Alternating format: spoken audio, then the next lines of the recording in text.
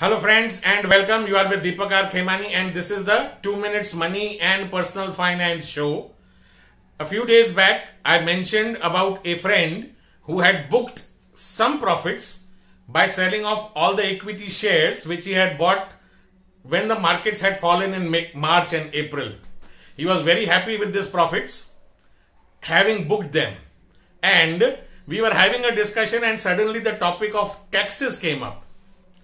So he was not too sure whether he will need to pay any taxes on these profits. He asked me, Deepak, what is the position of my profits? Will I need to pay any short-term capital gains tax? Let's understand.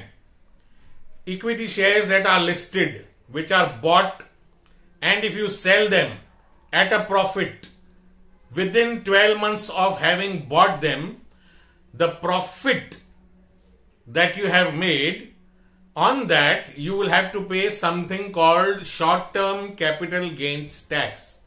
For listed equity shares and units of mutual funds, it is 15%. 15%.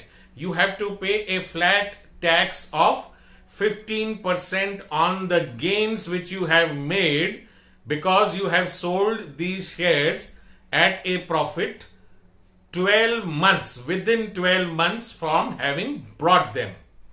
If you would have held on to them for more than 12 months, it would have gone into long-term capital gains, which we will discuss in another episode. Here it is important to know that you will be paying a tax, a short-term capital gains tax of 15%. Having said that, if you are a person who has had no other income, or your total income is below the threshold for income tax, 2.5 lakhs for normal people, 3 lakh rupees for senior citizens, and 5 lakhs for super senior citizens. If your gains fall below that total income, then you do not pay any taxes. Repeat, then you do not pay any taxes because your total deduction which is available to you for paying zero tax, you are below that limit. Once you cross that limit, you will pay 15% short-term capital gains tax.